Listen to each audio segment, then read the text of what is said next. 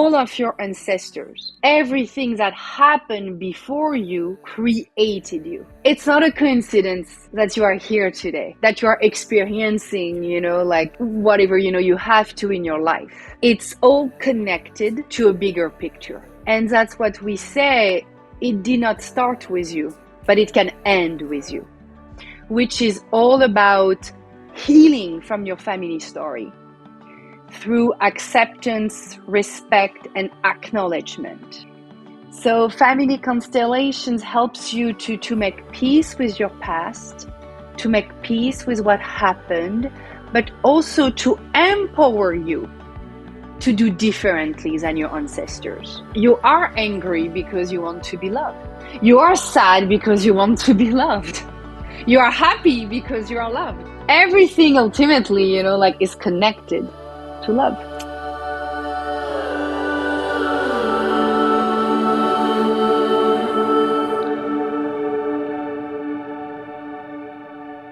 Marine, welcome to the Way of the Heart. Thank you so much for having me. Thank you for joining me. I was telling you before we started the recording that I'm incredibly excited for this conversation. I've been diving into the world that you are an expert in, and I am fascinated by it. Before we begin talking about family constellations, which is, your expertise, I would love to know a little bit about your background. I'm very curious about, what has shaped people. So where were you born? How is those years growing up? Anything that comes to mind as far as like what shaped you to be who you are today. Yeah. Okay. So I was born in France, in Brittany actually, which is the west part of France, but then I was raised in Paris. And I have a little brother, so I'm a big sister. And I'm also the first grandchildren. So, I'm the oldest one, like the one that opened a new generation in my family. And honestly, I had a very lovely family. It's just, I would say that my parents were very independent, like self-employed. My mom was a businesswoman. So how I was raised was very independently. Like, you can do it, my daughter, you can become whoever you want to be financially independent from a man. So yeah, that was always, what my parents told me and my brother as well. So of course, at first, when you're a teenager, you want to go against it. You're like, no, I'm going to have children at 20 years old and I'm just going to be a wife. Well, it did not happen at all. Of course, like when I graduated in psychology, I actually moved to the United States with my first husband. And then I discovered family constellations. But I think the particularity about my family is like, we are here for each other, for sure. We love each other. We really care for each other. But we are very much independent. Like, my aunt with my cousin, they were more like big table family all together, like big noise, chaos. It was very quiet in my family, with my mom and dad. But we traveled a lot, which I loved. My parents are two smart, very smart people. And not only smart because they went to school, but really sharp mind, like intellectual and open-minded, respectful to other cultures and people, which I also think for me gave me permission, like to love differences, to love other cultures, like to go to other countries and discovering other ways, of living. So yeah, like I'm an independent and curious woman, like thanks to my family, I would say. I can relate with that description a lot. Thank you so much for sharing that. I'm sure this is going to come up again during our conversation because, of course, family constellations already has the word family in it. So you're giving us just like a little taste of what we're going to talk about.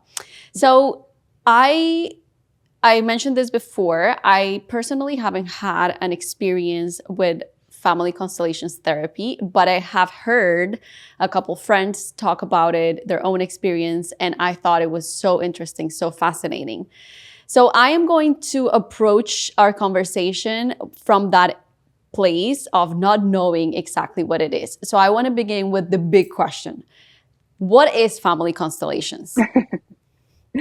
That's a good start. So, Family Constellations, long story short, was developed by Bert Hellinger.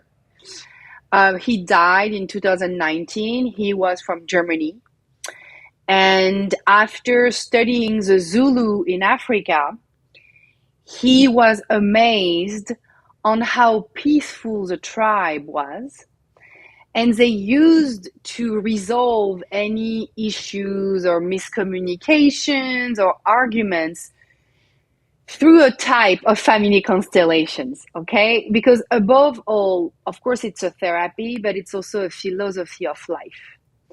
And when Bert Hellinger came back to Germany, he was like, there is something there, that I would like to explore.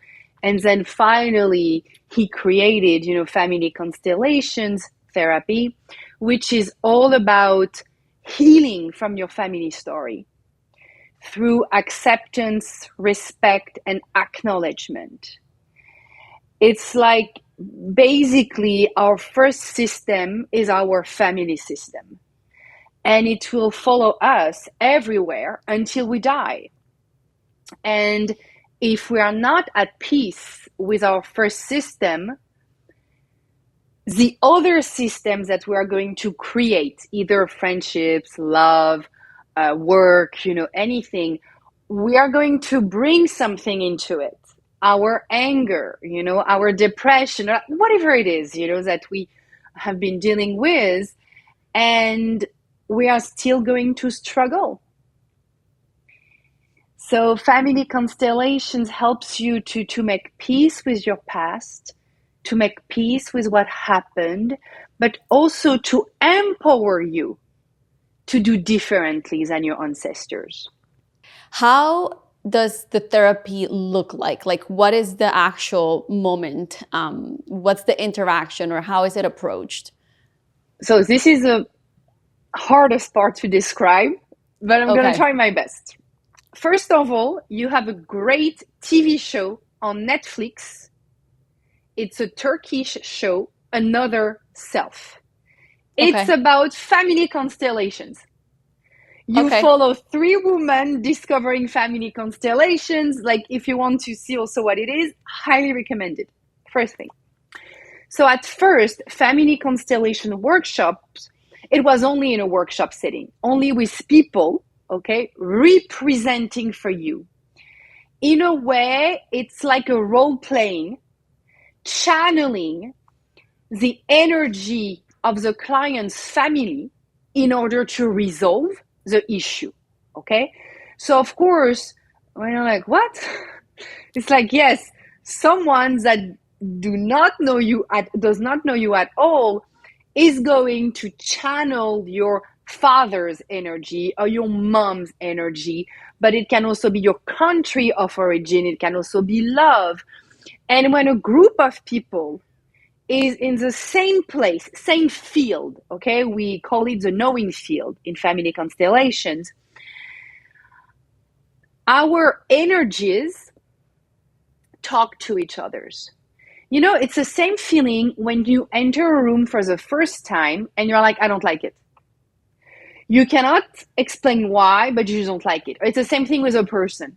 Why are you best friend, with your best friends? Because something clicked. And why someone else that is great too, you're like, no, you know what? Not my vibe. That's a quantum physics, that's an invisible part of being human. It's all about energy and invisible connections. So that's the setting in a workshop. Now, I also work on one-on-one session remotely as well or in person. And most of the time we use props. I mean, you can use crystals, little dolls. I use cards, me, for example. But at the end, it's the same thing because family constellation, there is one part about your story, which is a conscious part. I know what happened and I'm just going to tell you. And then the other part, which is a healing part, the most important one, is a subconscious one. And that's when, like, you can tell me on a conscious level, I hate my mother. Okay. But on a subconscious level, you're actually craving for her love. Mm-hmm. So family constellation is going to help you realign your conscious and subconscious together and finally expressing that lack of love maybe that you felt with your mom or whatever happened. I was reading Viola Davis' memoir, or, her book. I don't even know if that's a memoir, but I found that when she said that acting for her was so healing because through her characters that she acted, that she personified, she found so much of that aspect of herself that she didn't have or that she didn't acknowledge as she was growing up. So I'm kind of like, I hear you saying that some of this, the approach, is the acting part of it.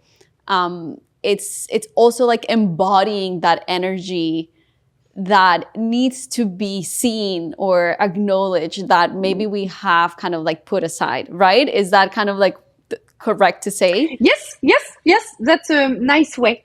One of the things that I was really excited about when I was reading your book, which by the way, I haven't mentioned this, but you have an amazing book on this. The name is Connected Fates, Separate Destinies.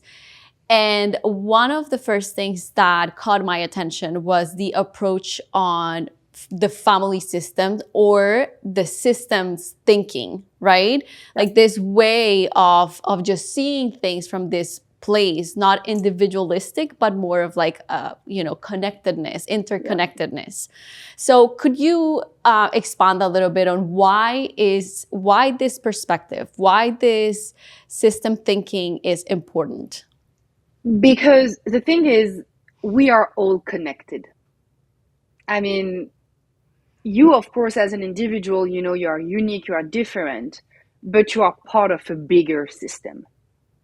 And we need actually to be part of something. We need to belong. And the thing is, all of your ancestors, everything that happened before you created you. It's not a coincidence that you are here today, that you are experiencing, like whatever, you have to in your life. It's all connected to a bigger picture. And that's what we say, it did not start with you, but it can end with you. And, sometimes we say, oh my God, that family, everyone is addict. Or, oh my God, in that family, there is only single mothers. Or, oh my God, in that family, it's cancer. But it's not a curse, or a malediction, like, oh my God, no. It's just because all of us, all of human beings, we want to belong. In order to belong, we need to be seen, heard, and recognized. So whatever the family system has been doing to keep everyone belonging, I might do it again. Just to connect. Because if my grandfather was an addict, if my father is an addict, if my uncle is an addict, if my brother is an addict, if I am not drunk, I'm not going to be able to connect. So I might end up, being an addict as well. Not because I want to be an addict, just because I want a place. I want to be seen. But here is a trick, because otherwise I would not be doing my work. The family system still wants a reconciliation, still wants a healing. So every new child is a next chance to the family system to finally be at peace again, you know? So yes, you might end up having an addiction, but maybe also you might end up having that call.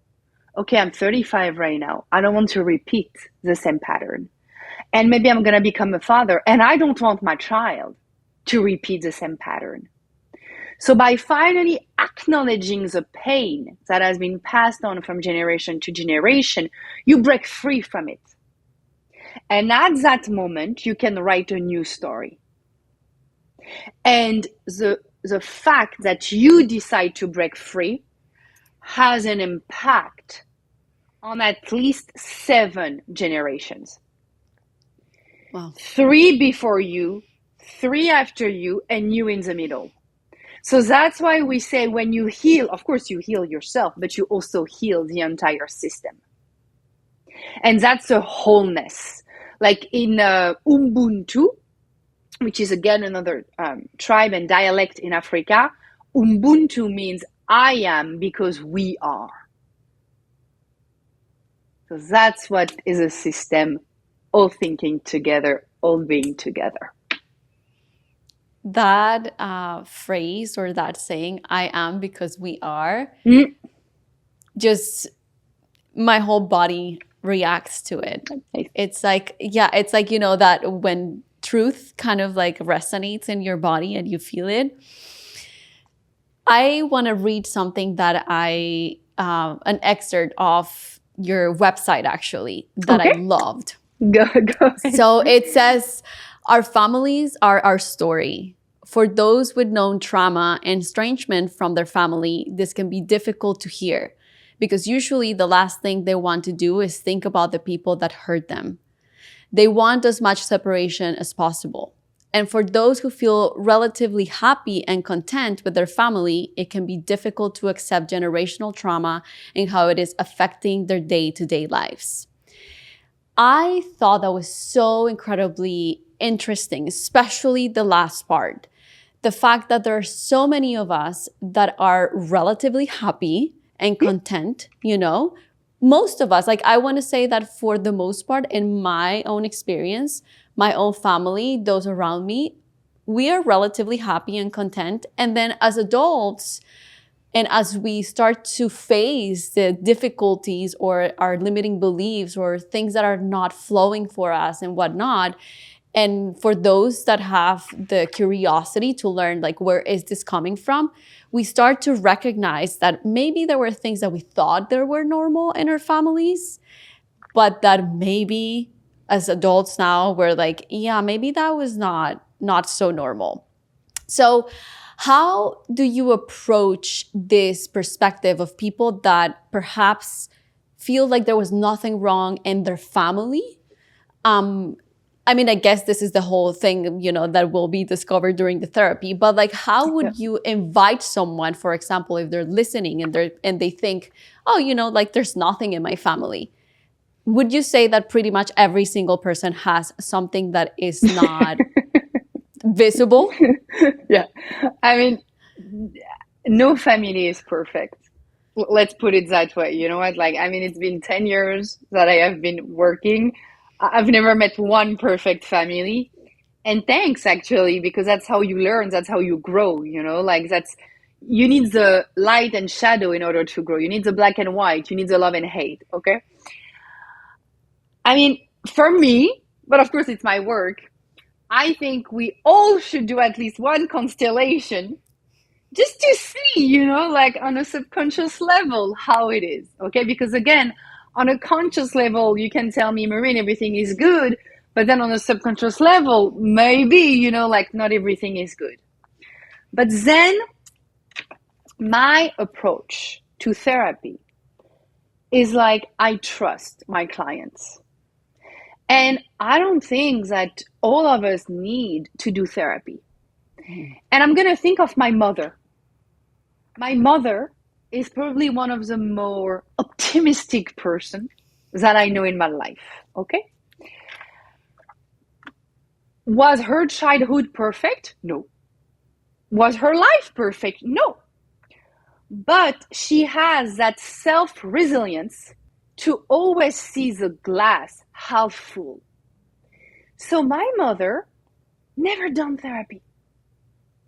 I mean, me, I have been the trigger, like, hey, mom, have you seen that? Have you seen this?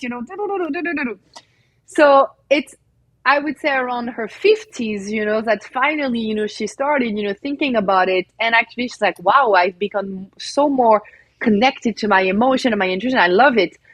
But I think some people, they have that gift within themselves, that they can just move on.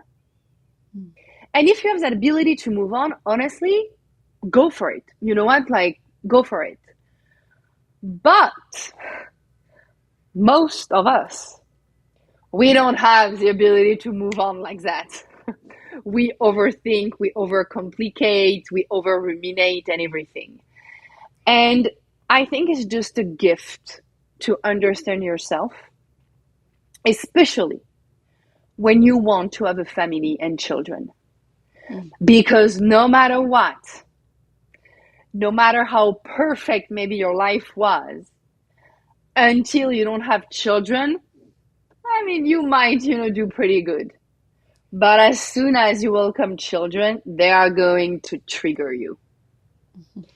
So I would say the gift is to really invest in yourself, look at yourself, and trauma, because you mentioned it, while reading, like what I wrote on my website. Trauma is a big word. When you think trauma, you think war, sexual abuse, rape, violence. Trauma is anything that your brain, the right and left side of your brain, wasn't able to process. So it can just be that one day your mom forgot to pick you up at school. You know what? That's a trauma, because maybe you got scared. You know what I mean? Like, or maybe one day your dad told you to not eat the cookie and slap your. That's a trauma, So I would say that I'm almost sure that there is at least one thing in your life that you did not fully understand. Mm-hmm. And maybe you can give yourself permission just to hold space for it and heal from it. I found really interesting reading your book, something that said, we are not rectifying the past, we are acknowledging it. Yeah. And I find that very, very, helpful, because I feel like for most of us, we have some type of regret, we have some type of resentment, anger, sadness about the past. And I guess some of those emotions are normal, right? To have sadness. But there are some emotions that they almost trap, right? That past and that story. And like you said, what I read, our stories are ultimately creating, our reality. And how would you approach the part of this therapy in which you are trying to acknowledge and accept the past? Because I think a lot of people see acceptance as seeing what happened as almost like approving of what happened, right? So how would you explain acceptance? Well, that's interesting that you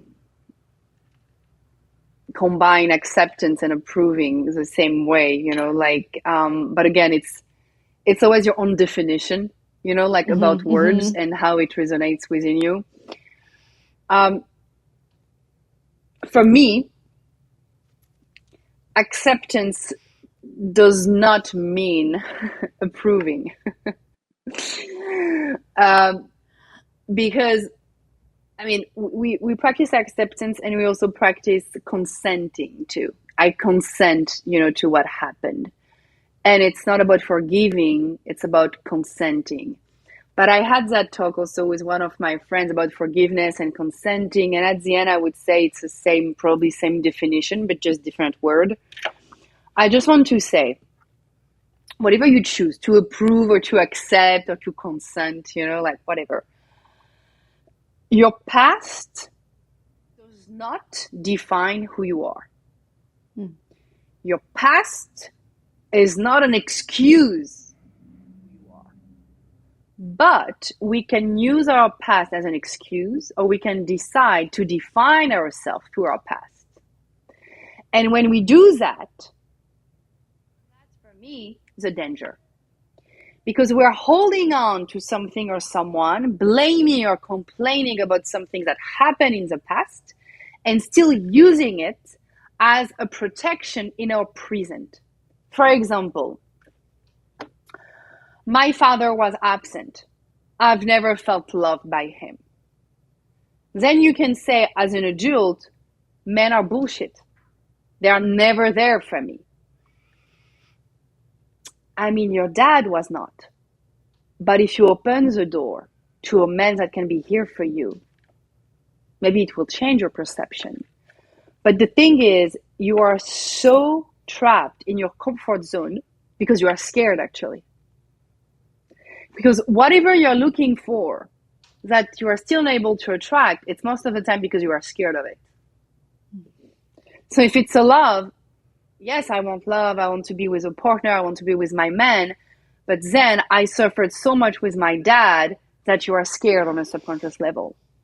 Or my family was so poor, but me, I want to be so abundant. But then it's like, oh my God, but if I become abundant, if I become wealthy, I'm not going to belong to my family anymore.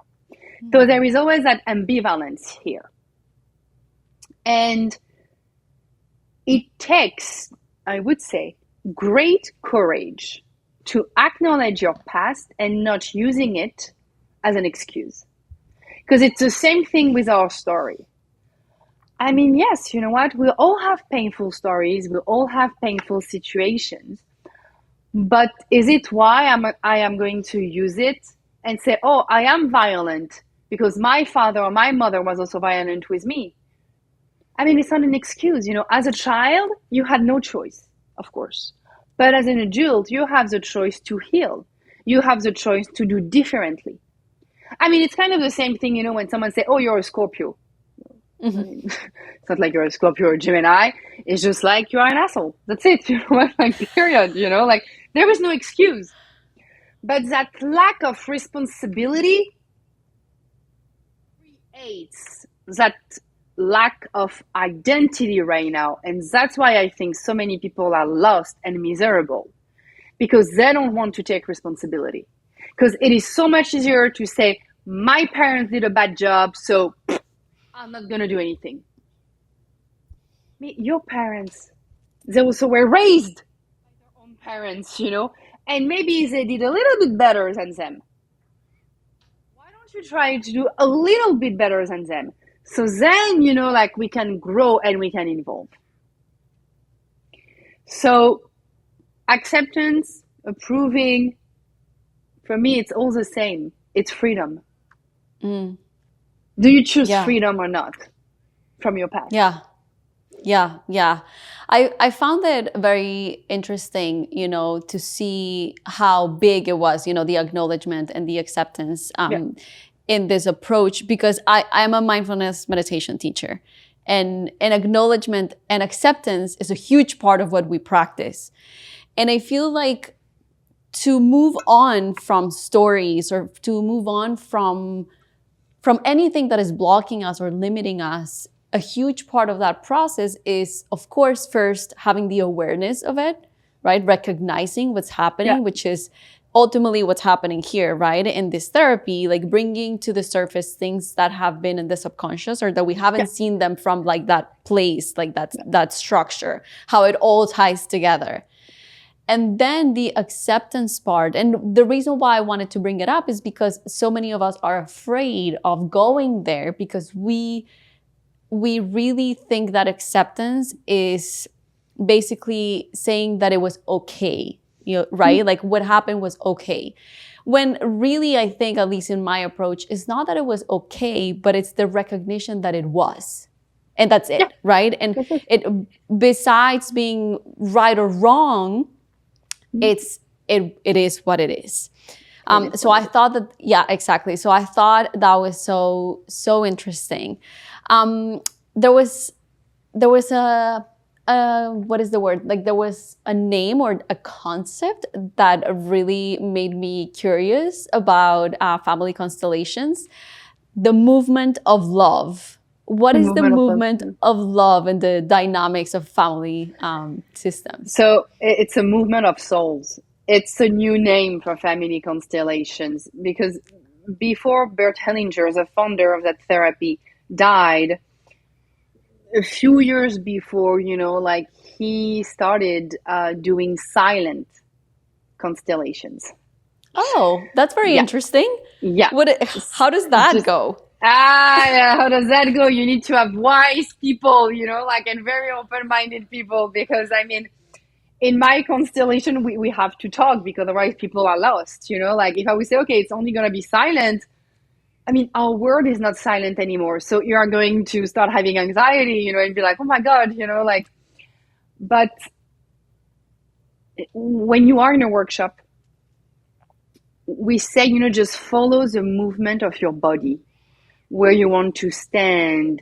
Maybe you want to lay down. Maybe you want to stand up, so in a way, you just follow that movement of your soul, of who you are, internally. And I've never changed the name Family Constellations to Movement of the Soul because already Family Constellation was hard to understand because people think of astrology, like the constellation in the sky. Movement of the Soul, I think it's even more like spiritual and, like airy. But basically, it's just like follow the movement of your inner voice, of your intuition, when you meditate, like finally you are in a state of purity, and it's like, okay, I'm going to trust. So, yeah, like that's what happened here. For me, I don't know when I say, I cannot remember in which chapter I mentioned the movement of love, but that was the first title of my first book, The Movement. Because in family constellations, even so we cannot get an entire reconciliation, during the therapy, we always create a movement, we always go forward.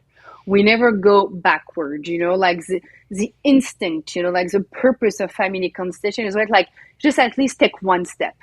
Take one step towards love. Take one step towards your parents. Take one step towards peace, so how I see the movement of love for me is just that acknowledgement, like I'm going to choose love. I'm going to choose forward, I'm going to take full responsibility for moving on. I love that. I'm very curious. I'm probably gonna research more as a mindfulness meditation teacher. I'm like, woo, I like that idea of like a silent therapy like that. Yeah, like yeah, you really have to trust your body and everything. Maybe there is some videos on YouTube, but I'm not sure about that. So when you are in the therapy, because one of the first things that came to me before I even knew anything about family constellations, I thought it was a family therapy, right? It's not, right? You can go by yourself. Yeah. And then if it's a workshop, the people that are in the workshop are representing your family, correct? Yeah. Yes, that's right. Okay. Yeah.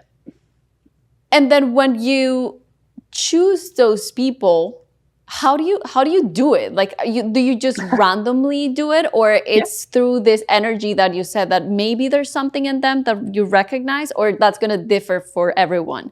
Yeah, I think it's that. So first of all, you don't need your family to do a family constellations. You don't even need to know all of the details and stories of your family to do a family constellation. Because I know, thank you so much for your question, because this is a recurring question here, especially for adopted adults, like maybe you don't know what happened to your parents, or maybe you're a foster kid too, so do not worry about it. Whatever you know is enough. just to be clear. Whatever you know is enough. Then you, as an individual, you are your family. Because again, we are all connected. So don't worry about that either. Then, going back to your question, yes, there is no gender in family constellations. A man can represent a woman and a woman can represent a man. I would say, honestly, it's really a feeling, towards that person. You don't know why, but that's always what I say when I host a workshop. Be sure, be reassured, be sure that everyone here today in that workshop, we are all connected. We are all connected. There is at least one common theme that connects all of us. And sometimes we're like, oh my God, Marine, I think it was my mother. Oh my God, Marine, her struggle deeply resonated with mine, we are all connected. And I think that's the beauty of that work. Because you enter that space not knowing anyone, and after 4 hours, you feel like you have been knowing them for 30 years. It's beyond, beyond words, I would say, but that connection, that strength together, sharing your deepest struggles and emotion and feelings and crying and smiling and hugging. It is so much love for 4 hours, that it's so beautiful to witness. And every time I witness it, I am so honored, and grateful for my work and the trust from my clients. But yeah, basically, you are here in the circle and I'm like, okay, just pick 2 people. And then you're going to choose 2 people, why you're going to choose those 2? Intuition, feeling, I don't know, magic, who knows? But it works. It works. Would you say that, or would you recommend for friends, for example, to go together to a workshop, or is it better not to? Okay. Honestly, Natalia, they can go together. I did it, with a few of my friends. Sometimes I have couples. Sometimes I have mom and daughter, or son and father. It does not matter, really, you are not going to be part of the constellation of that person, that's for sure. Okay. And you also need to be willing to accept what the other person is going to share. Because sometimes it can be tricky. That's the only thing, and also tell your therapist, your facilitator, that you know each other. Because it happened to me just once, a couple, I don't know why, they thought it was smart to not tell me that they were together. Okay, you know what, if you want to play, you play. Well, it did not go well. Because one of the partners, didn't want to be in that relationship anymore in the constellation. Wow. That was, the reality of it, on a subconscious level. And it did not go well, but you don't tell me, so the show must go on, me, I just constellate, and family constellation always shows the reality of it, the truth of it, there is no bullshit, there is nothing. So that's the only thing. It's like sometimes it can be hard to acknowledge something, that you are not ready, but yeah, otherwise you can come. It's beautiful. I think it's a beautiful thing to share this with your friends, and to be here for each other. There was something that caught my attention as well. And I was like, I want to ask about this because I don't fully understand it. And it was something along the lines of, if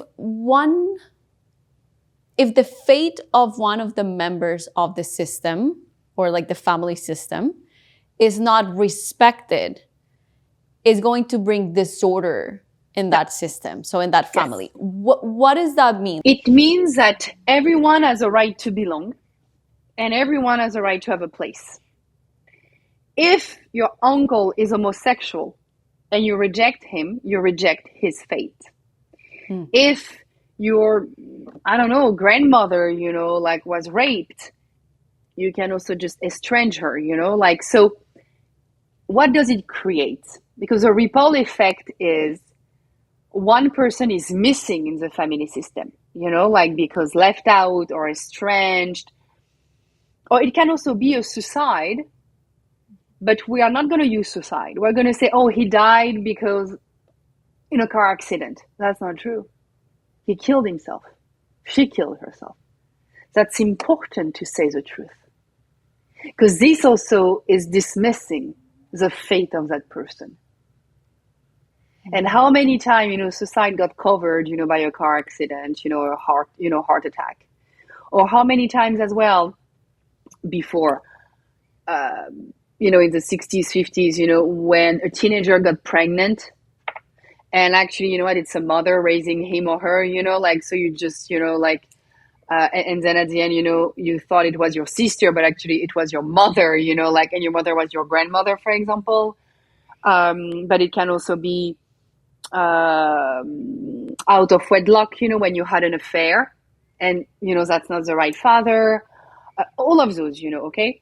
This creates disorder because the truth is not saved, So, of course, other generations, the future generation, they will have to take care of that mess. They are going to create an entanglement. That's how we call it, of like her fate, his fate was not recognized. So my life, of course, is not going to be the same, but the situation is in my life are going to be the same to match that unrecognized fate. And you are going to suffer a lot. This goes back to acknowledgement, right? Exactly. To seeing reality for what it is, to see it just as is.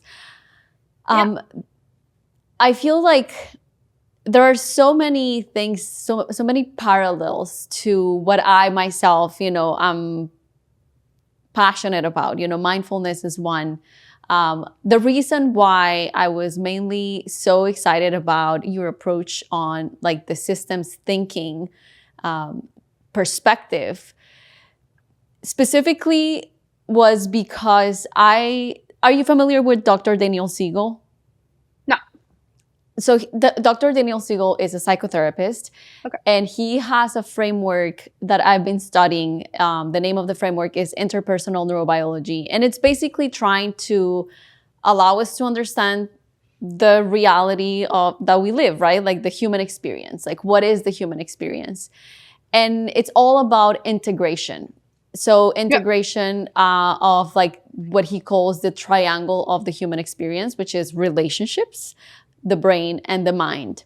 Basically, the whole framework begins with the understanding of systems, which I think that it's such a huge part of how we can begin to heal a lot of our trauma and a lot of the wounds that we have. And I feel like I hadn't really, I guess, encountered something like family constellations that really just went to the root of that. We're talking about systems because I feel like with the formal therapy practice or like the classic style, you go as an individual and yes, you reflect and heal many things that happen to you. But I feel like it's not fully acknowledged that the other individuals in this system are also having a reality that is creating ultimately the whole scenario that you're living, right? Like the whole story.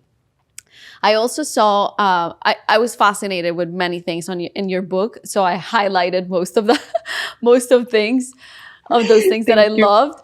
There was a quote that I was like, oh, I love this. And it said, objectivity allows us to better comprehend others, not just as equal, but as equally real. And I was like, oh, I absolutely love that quote because I feel like this approach, at least from what I've been, learning from you, from your book, from this conversation, is all about that acknowledgement of the interconnectedness of the story. Right? It's not to diminish what we individually went through, but it's to also understand how all of the parts are playing a part in your own story. And I find that so, so powerful. I am interested in like maybe hearing about a couple examples of like maybe you or any clients, if of course, if you can share. So I think in my family, you know what, I think one of the most breakthrough or insight, you know, that I really experienced here, it's long story short, and it's an example that I share in my book. My mother always asked her mother, where was her big brother? When she was a child, she always thought she had a big brother. And I remember, you know, my mother telling me that I've always thought that having a big brother was great. Okay, like that's it. My grandmother always told her, no, sweetie, you were always my first, you know, like I had you and then your sister and then your brother. But, you know, as a child, after, you know, you move on, you know, to next. And my grandmother died in 2012. And I guess my grandfather was more inclined, you know, like to talk, you know, about, you know, stories and everything.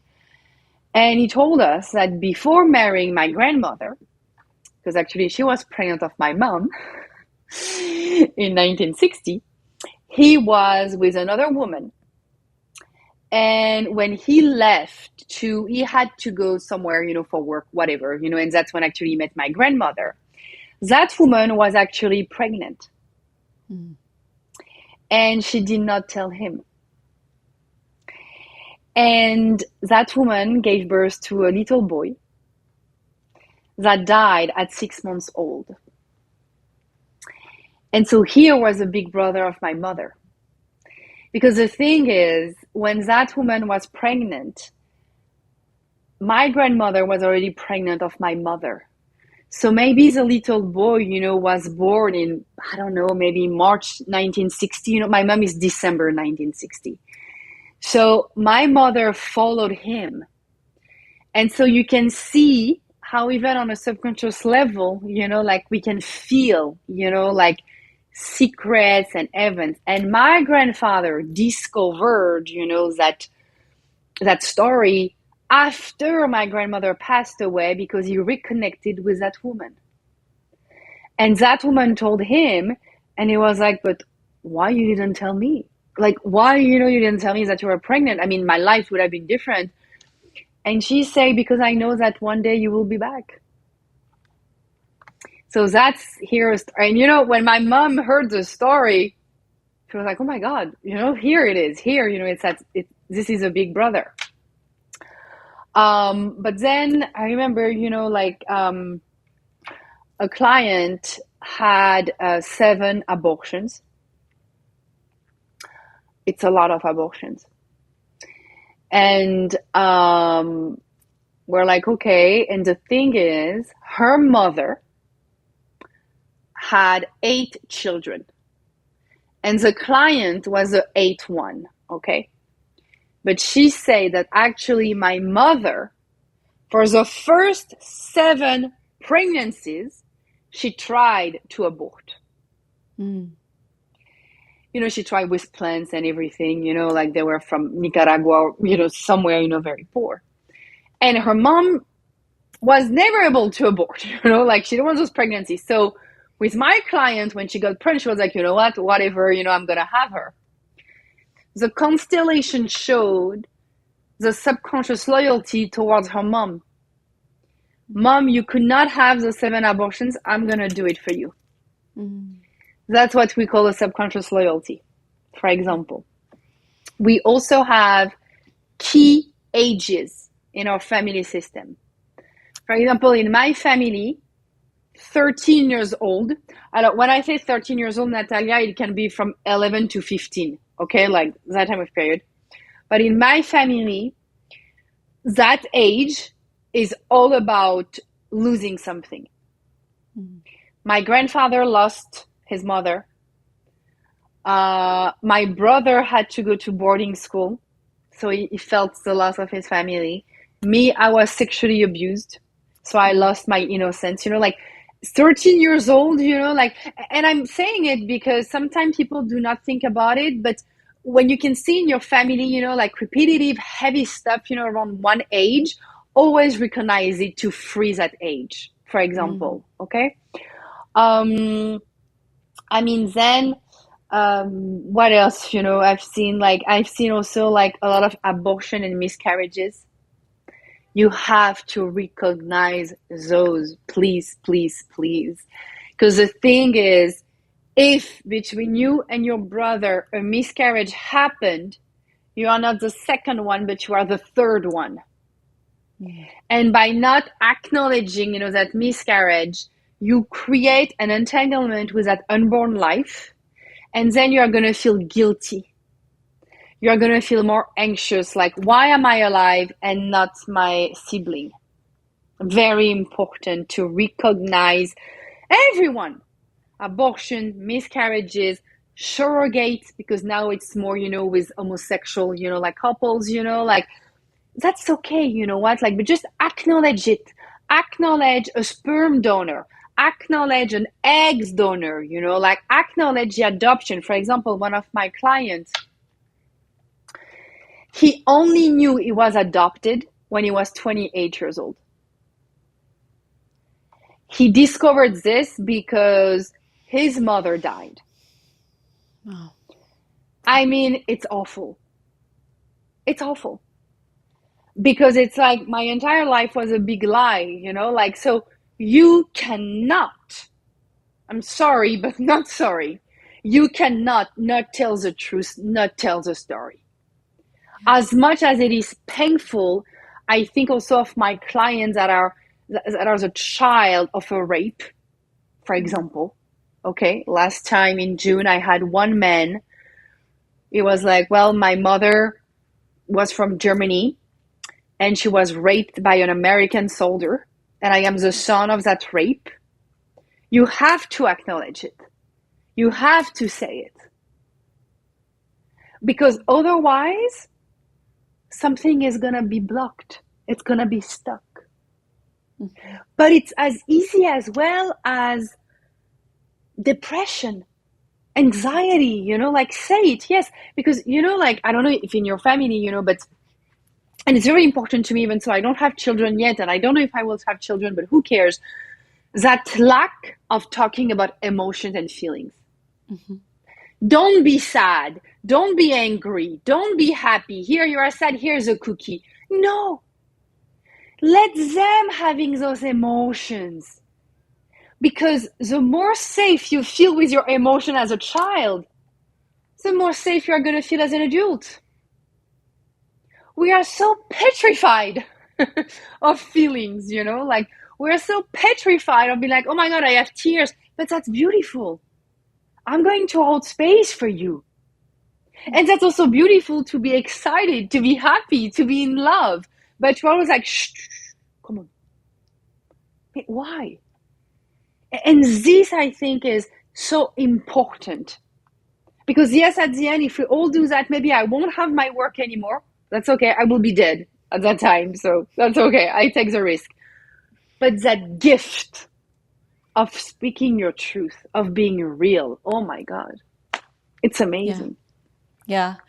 I mean, when I heard you speak of, all of the things that we keep secret, and many of the stories are really hard. They're really heavy. They're really painful. Mm-hmm. And then as I heard you speak, I was thinking of emotional resilience, because what does it take for us to be able to be courageous enough to be honest and to acknowledge these truths in that way, to tell the story exactly how it is, right? Like, everything that you mentioned, my heart shrinks a little bit. Like I feel it, like it's, my stomach. And this is me just hearing about it.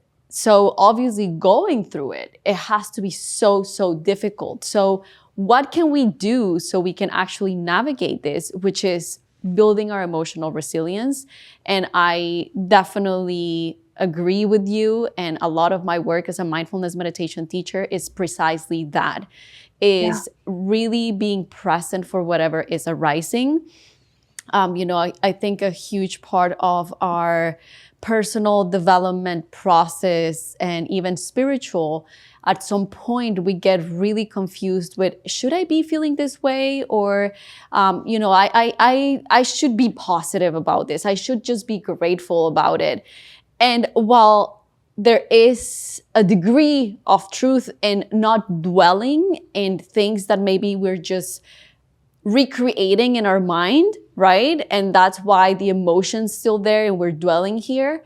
There's also a lot of power in being able to see the emotion for what it is, to face it and to be familiar with that.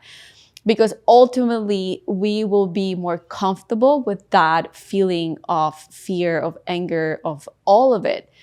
Being comfortable with what's uncomfortable, basically. Yes. It's our superpower.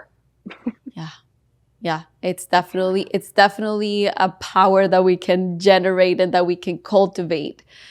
I find this so incredibly helpful and, motivating in a way, right? To see things as they are and being able to see them from that neutral place, right? Not really immediately jumping into the judgment of the way things happened.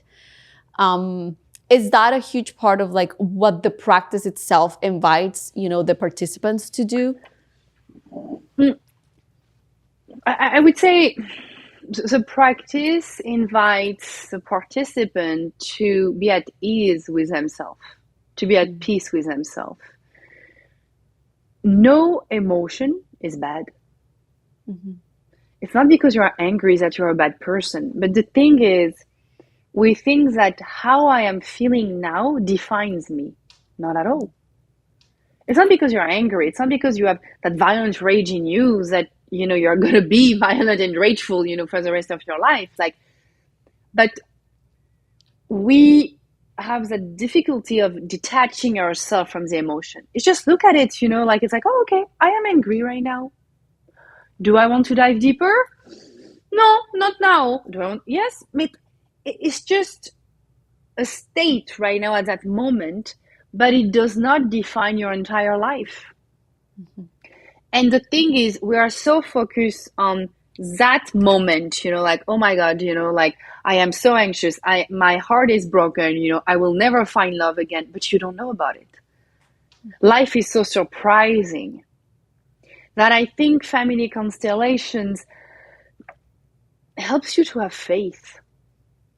I think this is that, to trust. Because no matter what, I always say, as much as your family is fucked up, as much as violence and abuse, your ancestors still believe in one thing, the gift of life. That's why you are here today. And just for that, you should be okay. I think that everything that you have shared with us today really paints a picture of what we can get out of this therapy, which I am fascinated. I am definitely going to do my best to attend one of your workshops in Miami. Miami. You offer them in other cities as well, right? Yes, in New York and in California. Okay. And so I mentioned before, you have a book, which I was loving, going through it. There are so many things that are so interesting. Connected Fates, Separate Destinies. And I also saw that you offer online workshops or courses. Courses. Yes. Online courses, Natalia. Yes. You have the main one is Write Your Own Story, where you can also become a family constellation facilitator if you would like. But it's really it's a deep healing, if you really want to dive deeper, into the principles of family constellations, understanding, what it is. And then you have little ones, the family tree and inner child, if you just want to really focus on one specific theme. And yeah. So just to be clear, because I am so interested in it that I would actually, and I love studying things, for to become a family constellation facilitator, do I need to have a background in psychology or not really? Okay. No, right now, no. Okay, so it just happened that you had that background, which I'm sure that it added to, okay. Yes, it happened, but people that I know, that are also family constellation, they don't have a psychological background. So as we wrap it up, I want to ask you one question. What do you think love is?